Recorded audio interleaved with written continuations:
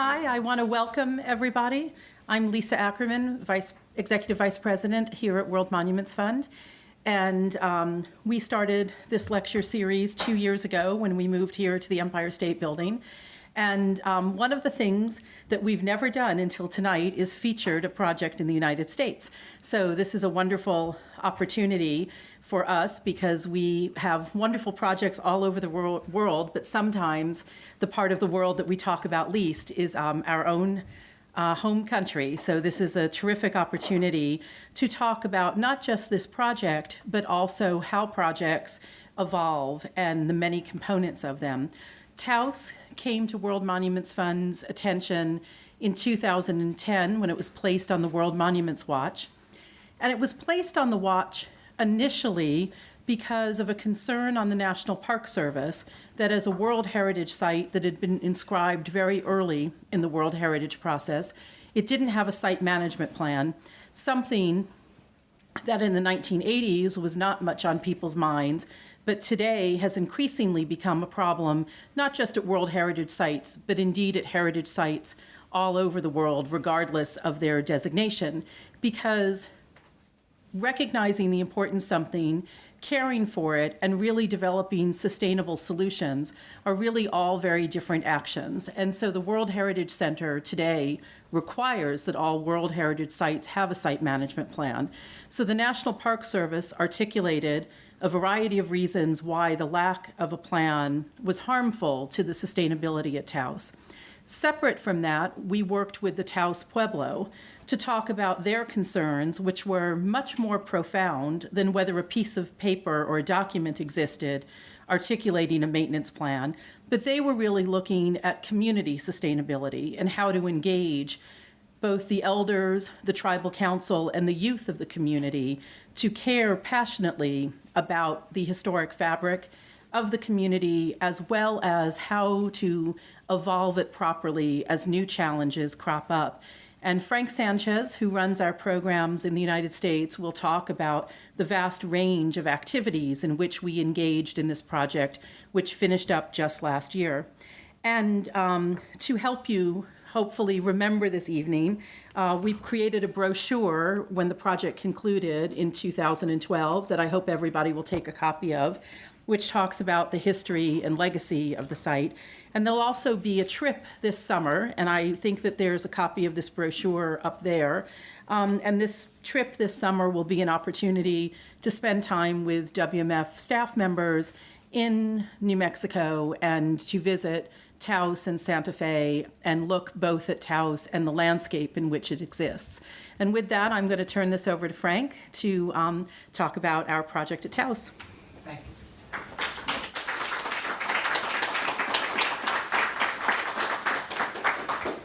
I should add that this trip also goes to Georgia O'Keeffe's house in Abiquiu, which is not far from Taos, and we're also going to have a tour of the Santa Fe Opera by Jim Polshek, the architect who designed the expansion of the Opera House, and we're going to see La Traviata. So it's going to be a lovely 3-day, 4-day trip, and I hope you'll consider coming with us. And I want you also to know what a remarkable person Lisa is. You know, she has the kind of depth that she just gave you on Taos, she has on all of the projects that we do. And there are hundreds of them. I don't know how you do it, but I congratulate you for it, even if you stole some of my words that are coming up.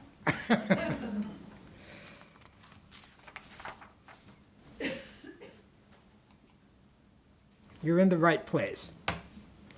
In February of this year, Richard Neutra's Cyclorama Visitor Center at Gettysburg was demolished after a 13-year struggle between preservationists interested in preserving mid-20th century modernism and the National Park Service, which owned the building.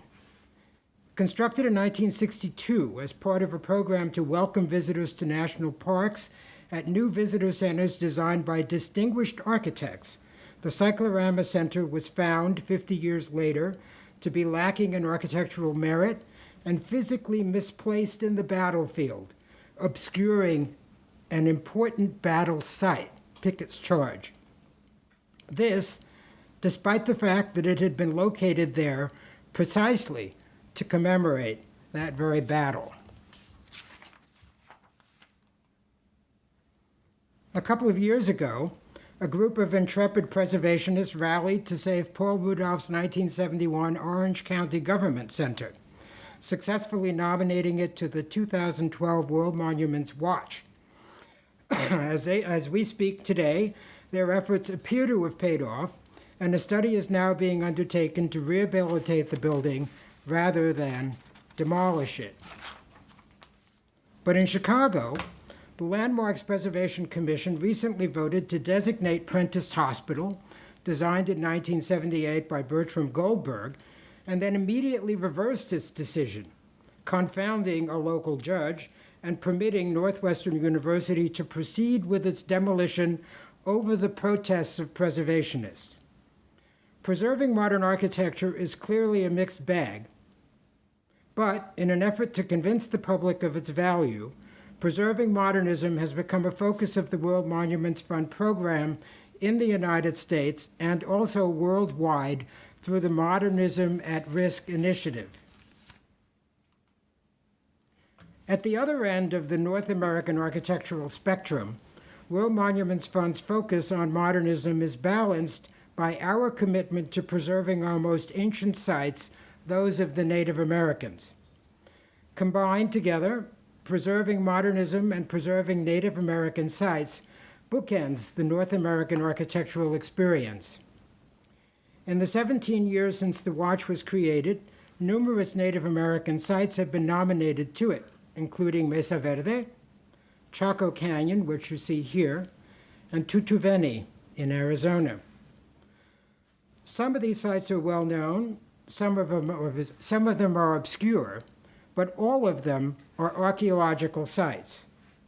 And then, in 2010, Taos Pueblo was nominated, a living community still occupied after more than 800 years. And this summer, World Monuments Fund will begin work at Walpi Village, a Hopi Pueblo in northern Arizona, listed in the 2012 watch. The distinguishing feature of the High Plains geography surrounding Taos is the Rio Grande Gorge, formed by a rift in the Earth's crust similar to the Great Rift in East Africa. Noted anthropologist Elsie Clews Parsons correlated the gorge with one of the formative legends of the Taos tribe in a paper she published in 1936. She suggested that the deep shade of the gorge was the source of the Pueblo story of the emergence of the first people, who came up, she said, through the nether dark into a new world, sunlit and uncrowded. Puebloan culture of the Rio Grande more likely descended from the Anasazi culture of the nearby Four Corners area, was established along the river around 1100 AD.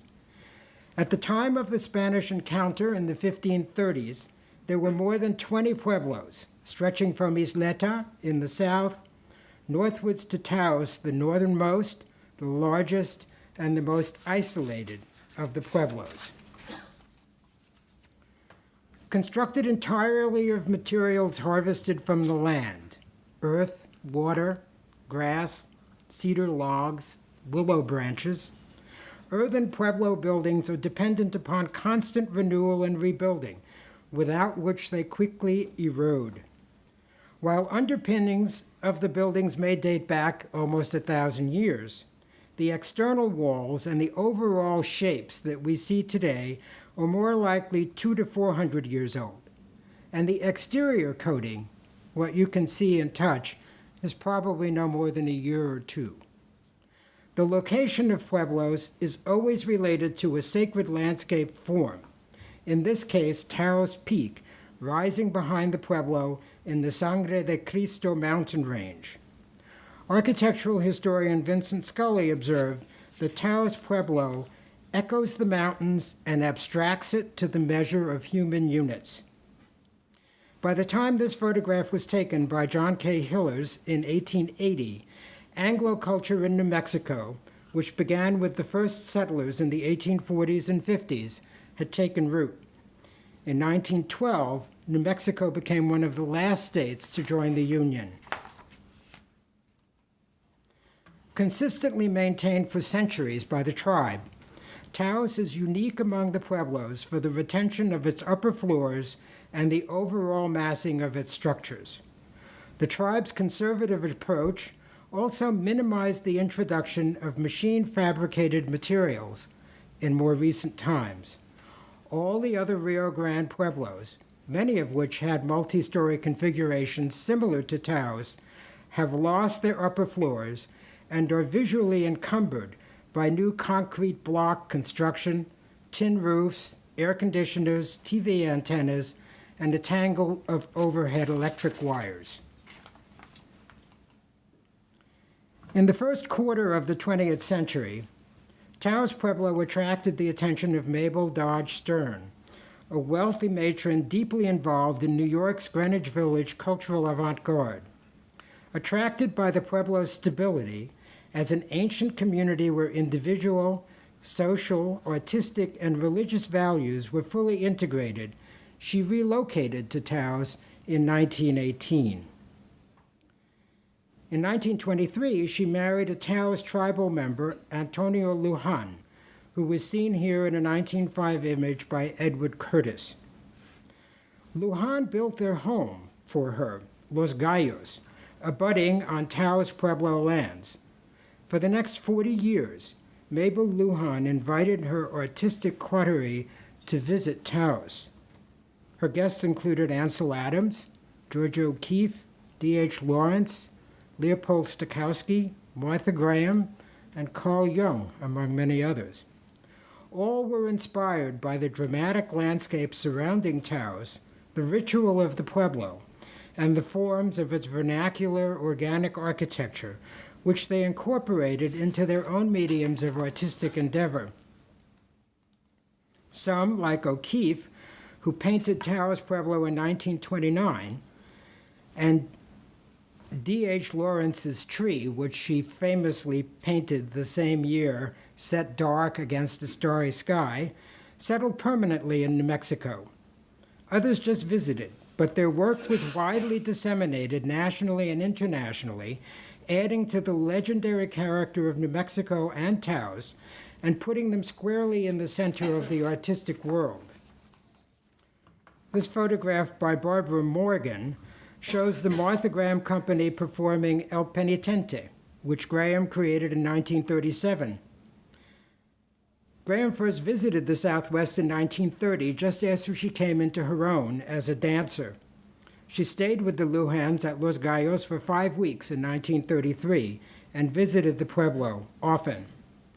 Asked by Morgan, who was also fascinated by the Southwest, and who incidentally became one of the noted photographers of Richard Neutra, where we started, if she were influenced by the Indian dances, Graham replied, "Absolutely. That's one of the greatest inspirations of my entire life." Who knew? I didn't. The romanticized vision of Taos that emerged from these artists' dances, paintings, music, and writings, sometimes captured, like El Penitente, the amalgam of Indian, Spanish, and Anglo sculptures that was ever present in New Mexico, but generally overlooked the reality of poverty and separation that had overtaken the Pueblo by the mid-century.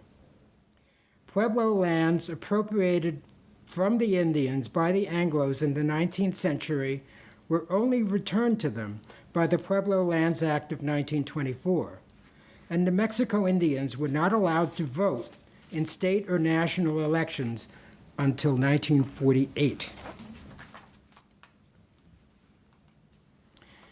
In the 1970s, life at Taos Pueblo, however financially deprived, was profoundly changed by the relocation of almost the entire population to newly constructed government-funded HUD housing outside the historic Pueblo walls. Governments sense that the lack of plumbing and electricity in the historic Pueblo, again stemming from this particular Pueblo and tribe's conservatism and resistance to change, was hindering the educational development of Taos children. From this point forward, the living units within the historic Pueblo were used only for ceremonial purposes. The direct result was that many families reduced the level of cyclical maintenance on their units, or, happy with their new contemporary houses, abandoned them altogether. Tribal government continued to maintain the north and south houses, the touristic focus of the Pueblo, but most of the secondary buildings, called subhouses, fell into serious disrepair or outright collapse. This is the part that Lisa told you about. Introduced to World Monuments Fund by the National Park Service, the Taos Tribal Council agreed to include the historic Taos Pueblo on the 2010 watch because of the desperate need for conservation of the subhouses and to develop a World Heritage Management Plan, which was required to maintain the status of the Pueblo of one of only 22 World Heritage Sites in the United States. Members of the council came to New York, some of them I understand dressed like this, in the fall of 2009 to participate in the launch of the 2010 watch. Working together, World Monuments Fund and the Tribal Council developed a training program in traditional construction methods focusing on Subhouse 2, an 11-family dwelling. A fire had weakened the central portion of the building, which you can see sagging there, and much of the balance of the building was so severely deteriorated that it was uninhabitable.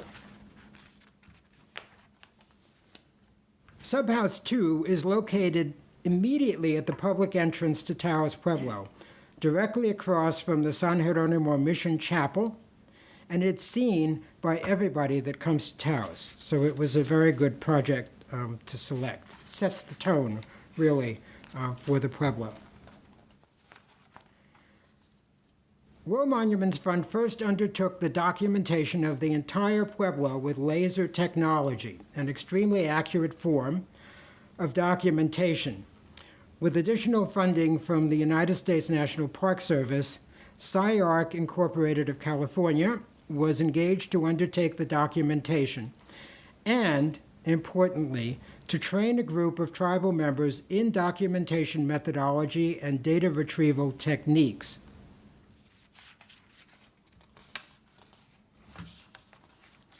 This yielded a base set of drawings to guide the conservation and reconstruction of each building. Here's an example of the drawings that were developed for the south side of Subhouse 2. That's the one you just saw in the picture. This was very interesting to me because my whole introduction to the field of historic preservation was through working for HABS, Historic American Building Survey, which measures historic buildings around the United States. And when you measure by hand, it's difficult enough to be accurate. But when you're measuring something that is as distorted and rounded as an adobe building, it's impossible to get an accurate read on it. And Historic American Building Survey had tried, and there's a set of drawings of Taos that was done in the 1970s. But this initiative documented the entire Pueblo. Now, that's all in a cloud of points, which means nothing to me, but that cloud of points can be translated into a drawing. And in this instance of the south elevation, it was. And it's a very useful drawing because it shows you precisely what existed. A group of 10 trainees, assembled and supervised by tribal members Luis Zamora and Philip Martinez, got started at work in December 2010. Since the cold weather prevented outside work, the trainees began by building wooden elements such as doors, windows, skylights, and ladders in the newly built Preservation Project workshop located on tribal lands not far from the historic Pueblo. One thing to recognize about the tribes is that some of them are very smart about getting government money. And they got a major grant before we were involved to build this workshop, which was a lucky thing because they immediately used it for our project. Logs were harvested to provide replacement structural members for Subhouse 2 from right up the hill there. And they were peeled, trimmed, and stacked outside the workshop for use when warmer weather came. In early spring, demolition of the damaged portions of Subhouse 2 began. This included removal of the entire second story and the first story underneath it, which was supporting it but which was corroded, as well as other unstable first-story walls. This gave me a heart attack. I am trained as a preservationist working on contemporary 19th century, 20th century buildings. And the emphasis is always to save as much original fabric as you possibly can. That's not what's important to the tribe. The materials are important, but it's the memory that is inherent in those materials that means something to them. So when they took this building down, in many cases, they saved the old adobes. Where they couldn't, they crumbled back into dust, but they reused that dust to make the new adobes. They saved the vigas, the big structural members that were not rotted, and the littler poles, the latillas that are underneath them, for reuse in the building. But the actual building itself didn't matter. It was the fact that they were saving those materials, taking other materials which were harvested from the same place, and then reinstalling them in this new building that mattered to them. That's conservation to them, and it's very different from anything I had ever been involved with. So when they first started demolishing, I said, whoa, what's going on? But I went with the flow. The reconstruction of the building began with new foundations of cobblestone and mud. And here again, there was a slight break from tradition in that wood formwork, rather than the traditional trench, was incorporated to make the foundations more uniform and stable. Louis Zamora, who really oversaw this project, is a really smart man. And he's a very practical man. So when it came to digging a trench and throwing rocks in it and knowing that they were going to spread, he said, no, let's not do that. Let's put in plywood formwork. We'll throw the rocks in the mud inside of that, let it set. Then we'll take the formwork out, won't be there anymore. We'll put the earth back, and that will be a more stable foundation. And there were a couple of other instances where he wanted to use a more modern technology that made perfect sense to me, while retaining all of the old materials and methodology as I described. The return of warm weather allowed the trainees to start mixing adobe mud and casting it into bricks, which were then sun-dried and stacked up for use in rebuilding the building. The new walls started going up in late spring. In these slides, it looks like the whole building was rebuilt. It's really just the center part. The ends are still there. And the work progressed quickly through the summer of 2011. Because the construction of buildings in the traditional methods requires the use of Tiwa terms, Tiwa being the language of the Taos Indians, the trainees at once learned about traditional construction and the tribe's historic language. A lot of these young men are men that were out of work. I mean, the poverty situation still remains in a lot of the reservations. And they also are young men who were interested to learn about the history of the tribe and the traditions of the tribe, but they didn't know much about it. So being involved in this project both taught them the traditional construction methods, but also gave them an insight into their own language, which had disappeared, and I think was a very interesting thing about it. As the first floor walls were completed, they were topped with new bond beams. That's a beam that runs along the top of the adobe to prevent pressure on it. And above that, the new vigas, the large beams shown here, and latillas, smaller beams that go on top of them, were placed. So you can see it going forward here really in a very orderly fashion, thanks to Louis. Again, here, In a concession to practicality, the new roof construction was covered with a layer of plywood and then a waterproof bituminous membrane. The waterproof membrane, obviously, to prevent leaks, and the plywood underneath it to prevent dirt from falling into the new dwelling units. Because the typical construction of the big beams and then little beams on top, and then just grass or rushes on top of that, and then a foot of earth, means that the earth comes through. So it living inside of these buildings means that things are always falling on you.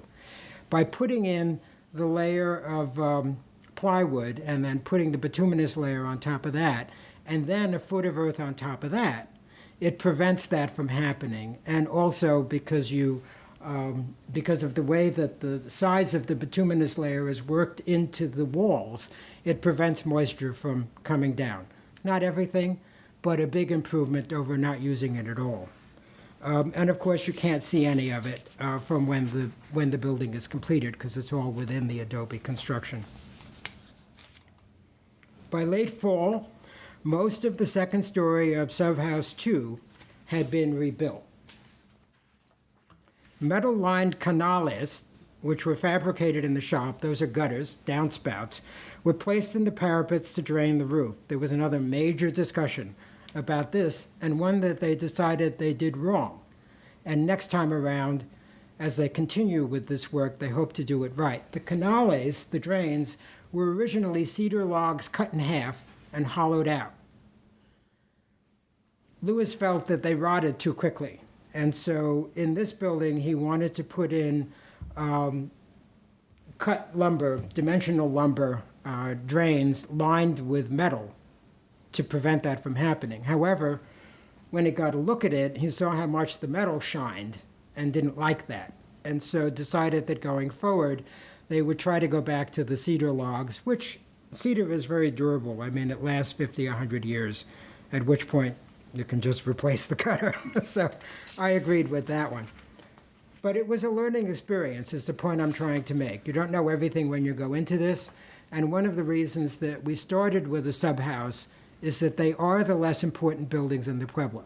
So you weren't practicing on the North House and the South House, which are the two most important buildings.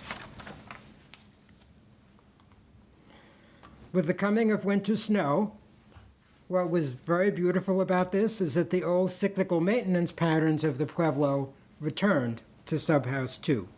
Earthen roofs have to be regularly shoveled, or the snowmelt finds its way inside.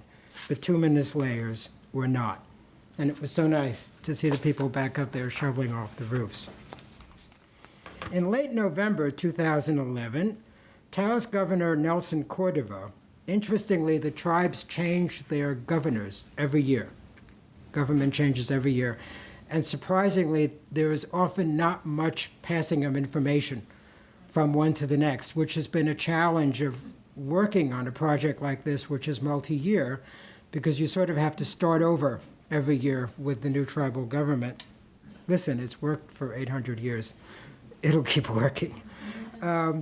So the governor, Nelson Cordova, and the tribal council inspected the work completed to date with World Monuments Fund and other guests. Following the inspection, everybody met in the tribal council chambers for an unprecedented half-day discussion about the tribe's vision for the future of Taos Pueblo. I felt very honored that they did that. They invited us and other guests of the Pueblo that day, both to see the new building or the reconstituted building, but also to talk about how they saw the future of the Pueblo and what problems they saw coming, how they were going to address that. It was a very open discussion in a very private place, the council chambers, where outsiders are usually not invited. The second phase of work began with the reconstruction of the porches on Subhouse 2 in March 2012. And by July, Subhouse 2 was completed. This is about a year ago. The tribal government, interestingly, has leveraged the work accomplished by Subhouse 2 on the building into an $800,000 grant from the Department of Housing and Urban Development to continue the conservation that we started here on other subhouses. There are about 20 subhouses at Taos. And so the idea is to use this as a model with which to fundraise further and then to continue this work on other buildings. They had originally scheduled that work to begin this spring, but it's not happening.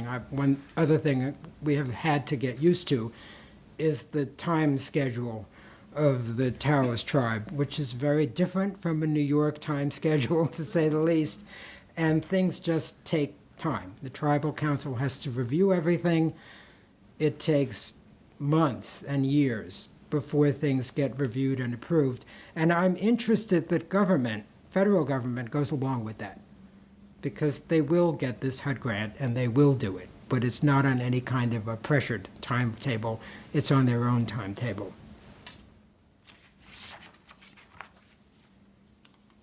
Going forward, World Monuments Fund hopes to continue working with the tribal government and the National Park Service to complete the World Heritage Management Plan.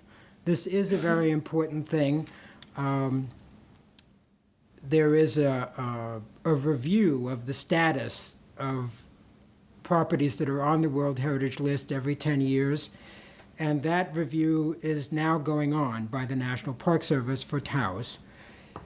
It would be really nice if we could get the tribe to move forward with the management plans so that this review would say that that has happened and that it is in the works and that it's moving forward.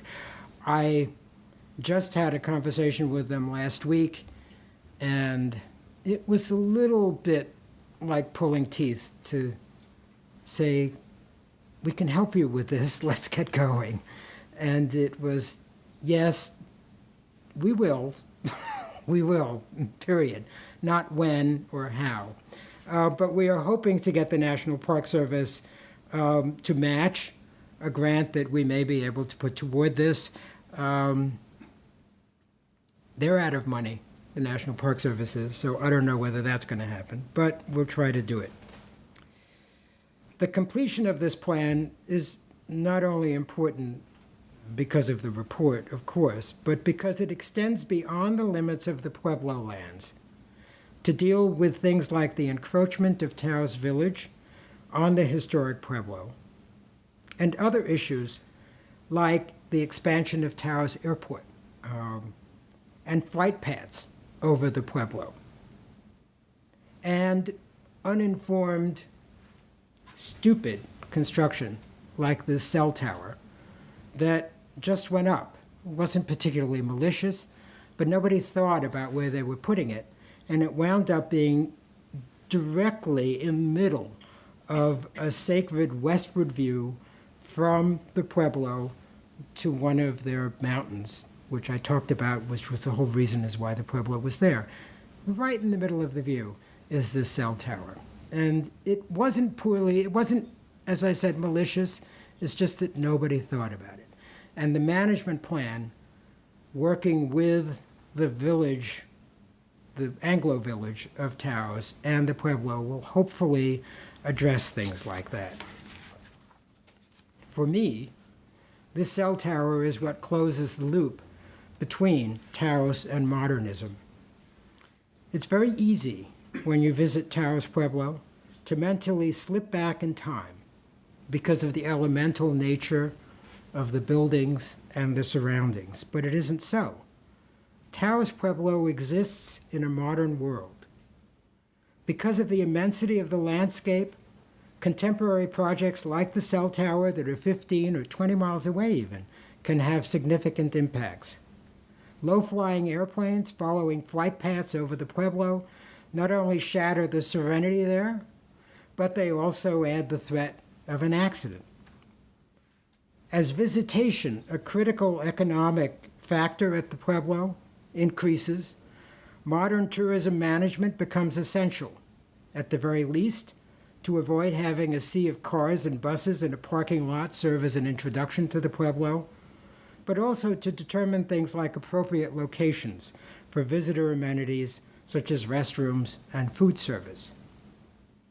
training programs like the conservation of Subhouse 2 have an important consequence in terms of creating job opportunities. There are now 10 young people at Taos who have acquired skills in traditional construction that they did not have, in an area where new adobe homes built in the traditional methods are in demand by wealthy transplants from New York, Los Angeles, and Dallas, and where contractors are looking for workers who can do that kind of construction. And there it comes full circle.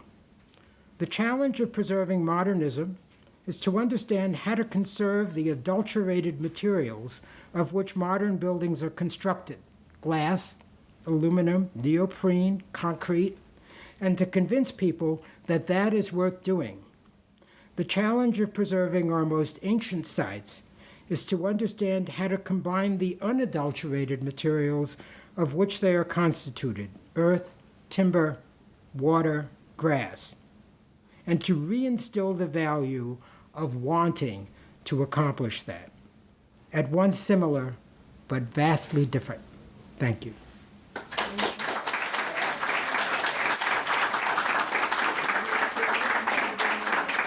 Thank you so much, Frank, and I hope people will have a few questions. I just want to add a few comments to Frank's remarks, because this really was an extraordinary project, and many people on the staff contributed to thinking about the project and helping to execute it. It's also a testament to what the Watch program brings to us, and we wouldn't have had an opportunity to work at Taos had it not been for the Watch nomination process, which allows staff here to have a real dialogue with community leaders, and in this case, the Taos Tribal Council and the National Park Service. One of the most profound moments of this project, actually, was when one of the 4 governors with whom we've worked during the course of this project said to one of our staff members that the real meaning of this project for him was that if you are not harvesting timber from the Blue Lake Forest to create vigas and latias, and you're not creating adobe, you simply don't say certain words, and you don't articulate certain prayers. And the most important thing for him was connecting all of this activity back to the language. And Frank mentioned that, but it was really a moment where I stopped myself to think about the fact that it's so much more than a physical process. When you're talking about living communities that have extended over so many generations, there really are things such as words and prayers that are only perpetuated if the activity of building these structures and maintaining them continues on. And so I think the best gift we've given to Taos really is our understanding that time doesn't matter. And if the project unfolds more slowly than we might like, but everybody is participating in the process, it's a stronger, more enduring project. And it has given us the opportunity, we hope, to take what we've learned here and work with the Hopi community at Walpi. And so these are projects that really touch the hearts of staff members very much. You have no idea how deeply embedded we get in all of this. And with that, I'm going to ask Frank to come back up and perhaps answer some questions.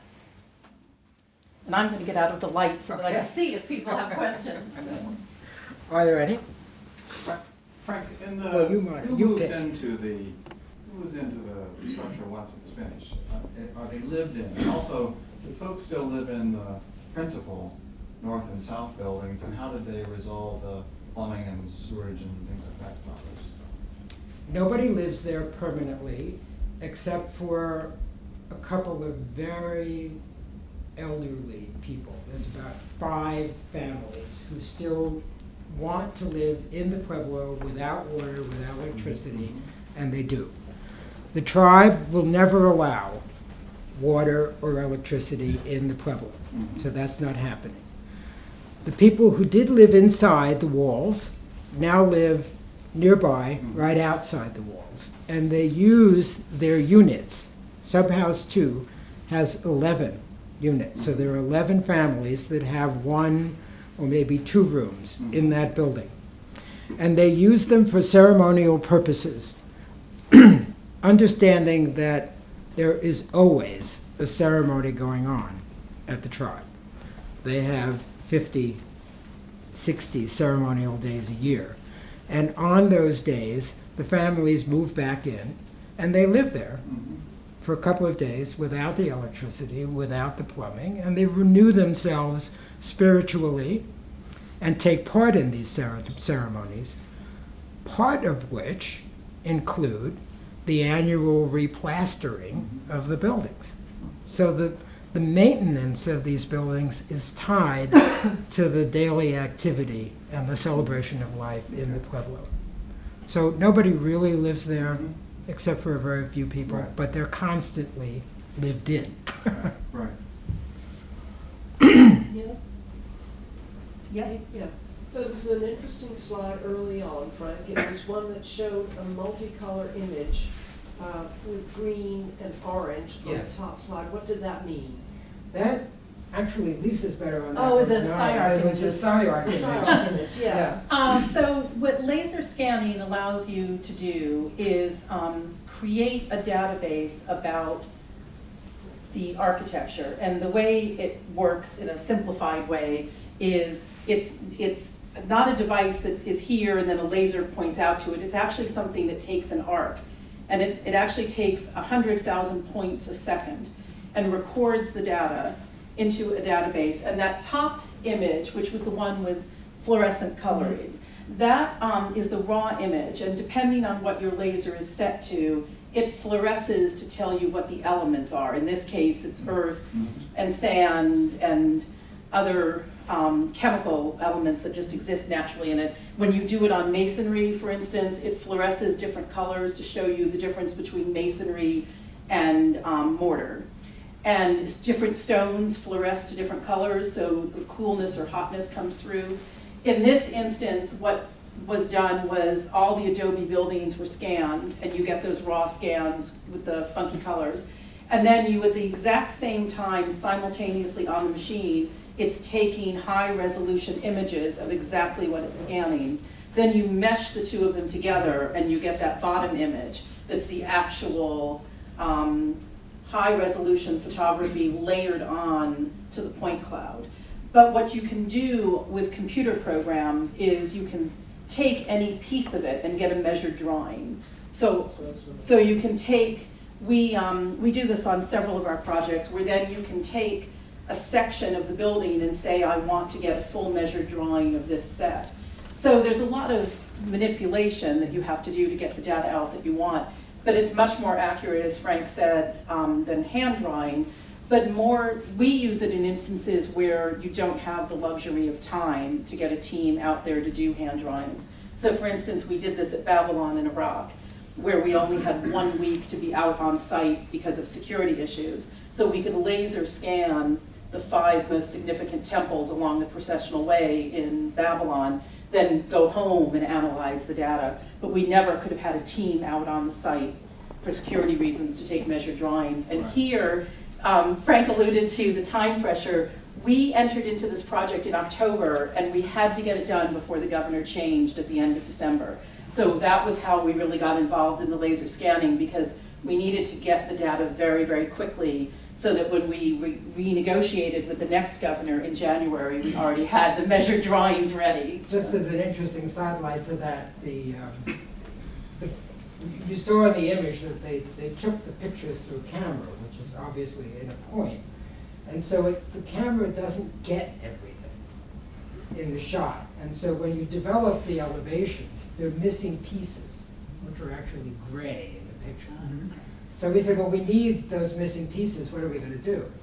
So at the end of the project, in my involvement, we went back, and SciArc used a drone, a little airplane about this big, that they set off with a camera, and they flew around the Pueblo, and they documented it all from above to catch all the pieces that they missed before. So we actually now have in this cloud the complete documentation of the Pueblo. Whether that will ever be generated out into drawings, I don't know. But it is an extremely accurate record of a place in time, and that has a value. In this particular project, we use the drawings generally to remember what was there. But so far as getting the exact height of a lump on the building, that didn't happen and didn't need to.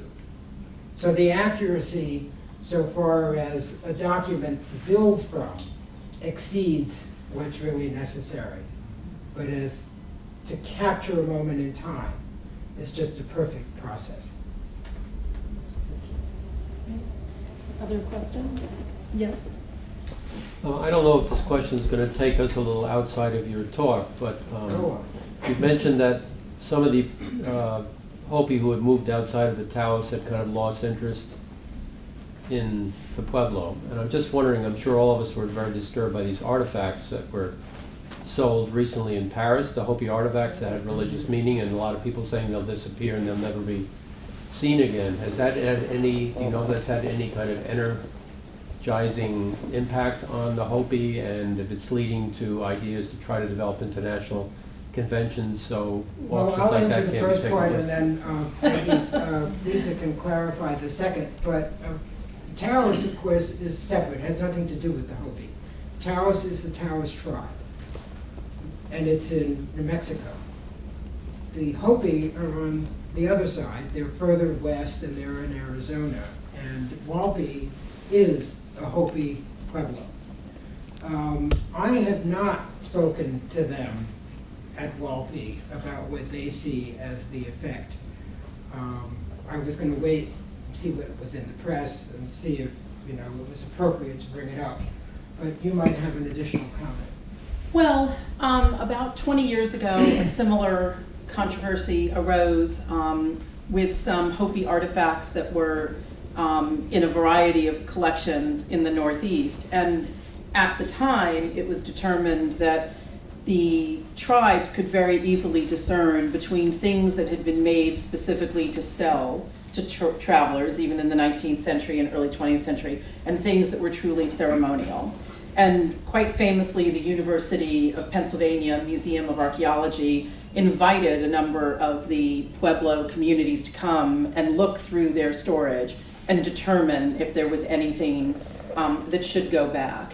In this instance, it's unclear where a lot of these artifacts came from, and that's the representative for the Hopi community has made that point, that several of these objects are clearly of a high ceremonial value and never should have been sold. The auction house in Paris is contending somebody sold them at some point and therefore we're absolved from blame. There are international conventions. And I think it was somewhat of a surprise that the auction was allowed to go forward, because it does actually run afoul of kind of good faith that's embedded in several of these conventions. We can't really comment on it since we don't have all the details, but I imagine that we have not seen the last of this in the papers. There are conventions signed. The U.S. is a signatory to quite a number of the international conventions that deal with illicit trade. So, I think this is something that's just going to keep playing out in the press for the next couple of months. I don't know the extent to which Walpi will be involved in this or not, because, all of the communities are somewhat autonomous. Even, there are multiple Hopi settlements in Arizona, and Walpi is just one of them. I tread very lightly out of respect and because I don't know what I'm talking about. So my approach is to be very careful about bringing up controversial issues with the tribes, because I want them to trust me so that they can work with me on these projects, some of which are very, very personal. The inside of these units where people live. People like me don't ordinarily get to go inside them, and I was invited in. And so I want to be able to do that. So I keep a very low profile in working with them. And I don't go out there with my purple tie. Yes? Frank, I know that for a long time, trades training has been an interest of yours. Can you talk a little bit about what happened to the crew after the project was completed? And are they going to be involved with the Hopi project training on the on the Hopi Mesa? It's something that I would like to see happen, but I can't force. For my money, I think that working for 18 months on one building doesn't train you. So I was hoping that the tribe, in going forward with this HUD grant, would use the same crew for at least one more cycle. At which point, they might know enough to actually train their peers in the next cycle. As far as I don't know whether that's going to happen. I have said it, I have urged that it be the case, but I don't know whether they'll rehire them. And right now, I know they're back to being unemployed.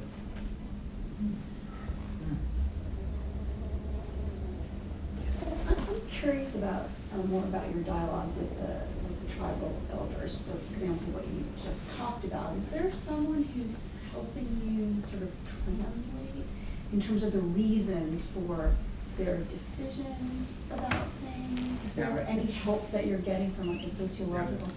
They're very cryptic. Yeah, it sounds It's that very way. cryptic, and like anywhere, you make friends. I have friends. I'm Lewis's friend. And Lewis, when he was in favor, helped me. But right now, because of the change in tribal government, Lewis was not in favor, so he didn't help me. He couldn't help me. So you look for people who have a real interest in what you're doing. The tribal members, most of the, well, I won't say most, many of the elders at Taos have gone off the reservation, gotten college degrees, just like you and I, been away for 20 or 30 years, and then gone back. So you're, on the one hand, you're dealing with people who are steeped in a traditional way of life, but they know all about the other way of life. So you're dealing with highly educated people who are protecting something, and that is the privacy of the tribe. And when they want to let you in, they will, and when they don't want to let you in, they won't. That's all there is to it. Yeah, and I should say that in New Mexico, there's a very sophisticated preservation culture, even on the Pueblos.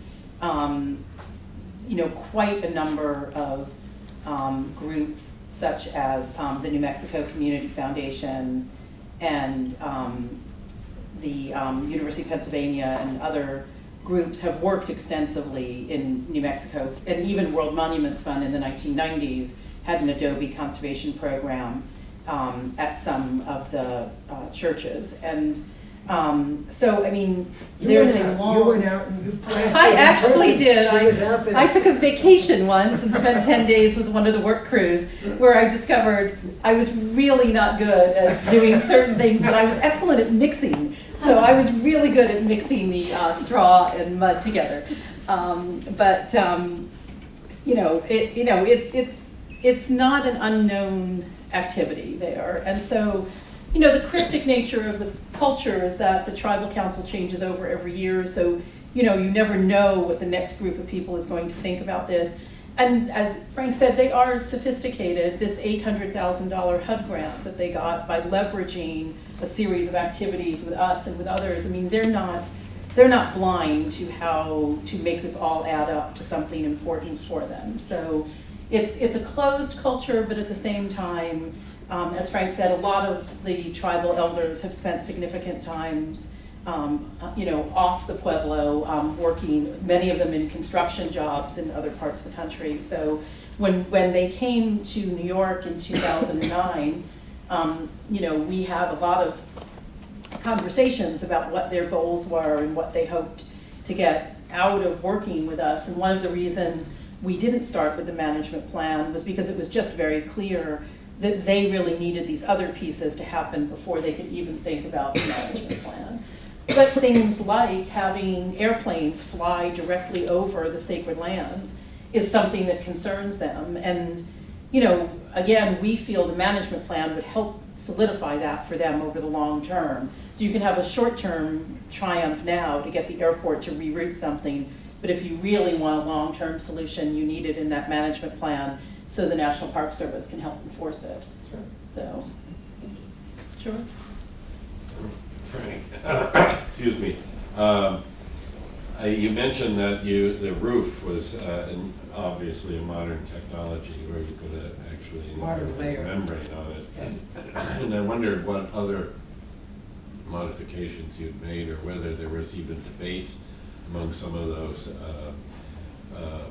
tribal people who had gone to university, came back and said, oh, we should make this out of concrete or something, like putting concrete along with mud with the stones under, or whether you put wood preservative on the wood. And in my experience in Afghanistan and Iran, I remember being told that when they put membranes in some of the roofs, they had a lot of problems because it changes the way the mud relates to the environment, because the surcharge of water actually is a good thing because it's a desert environment. It doesn't get the water that you would otherwise would. And in Iran, putting grass in the mud turned out to be a big attraction to the termites. And the whole thing was, the party van was completely infested with termites when the earthquake came along and knocked it down. There may be, well, the straight answer to your question is that I showed you the only modern intervention. No, I didn't show you one. They used the plywood for the foundation forms. Right. They used the bituminous layer and the plywood layer in the roof. They used the metal lining on the canales, and they used glass skylights rather than an open hole Oh, right. in the roofs, just to control that. And do they have open fires inside? Some of the units, most of the units don't have open fires. Some of them have Historically, they little, would have though, right? no. No? No, there were, They had chimneys? Some of them, Or they all did it a all out small in the front number of yard? them Yes. will have a corner chimney, and they'll I have a see. place for the fire. Okay. The other ones don't. I see, so there was no creosote going into the walls from fires? No. no, there were actually separate buildings for kitchens and for communal cooking facilities. And, I mean, there were the way the Pueblo was set up, there were sort of other structures that dealt Right. with. Taos, it's a very unusual Pueblo. Some of you may have heard of Acoma Pueblo. And Acoma, the National Park Service got involved there. We actually had a project on the WF2. church. But they tried this new mix of adobe mud to try to come up with an adobe that would last longer and didn't need Yeah. as much maintenance. And they Yeah. actually put asphaltic material in the adobes. Okay. And then they rebuilt a whole bunch of houses at Acoma with that. Yeah. Well, first of all, it's very dark, so it doesn't look normal. Second of all, the outer layer that they put on it wouldn't stick Right. and fell off. And thirdly, it's not lasting very well. Is that And so right? they have a whole bunch of the buildings at Acoma are now in serious straits because of that. So I think, Preservation has had a history of this kind of, oh, yeah. when you move towards a modern system of just adopting part of it, and then the two things don't work together. Yeah, that's very true. Well, I think we'll, on that note, thank you again for the talk. Very welcome. And